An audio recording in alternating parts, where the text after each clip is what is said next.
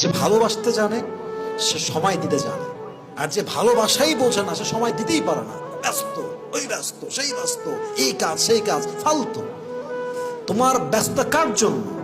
তোমার জব কার জন্য? তোমার চাকরি কার জন্য? তোমার ব্যবসা কার জন্য? বউর জন্যই তো। তুমি যদি ব্যবসা করতে গিয়ে বউকে হারাই ফেলো, তোমার ব্যবসা থেকে ঘোরা রান্না হয় মিয়া।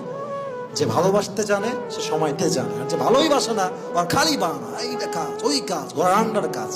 আপনি বোঝেন যেই লোকটা 18 ঘন্টা কাজ করতে পারে সে কি হোয়াটসঅ্যাপে এসে আপনার ম্যাচটা সিন করে রিপ্লাই দিতে পারে না? পারে।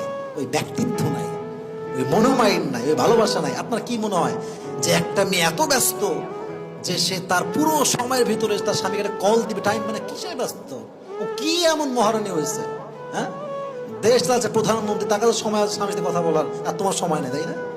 এটা ঠিক না। ভালোবাসার সবচেয়ে বড় দায়িত্বটা হচ্ছে সময় দেওয়া।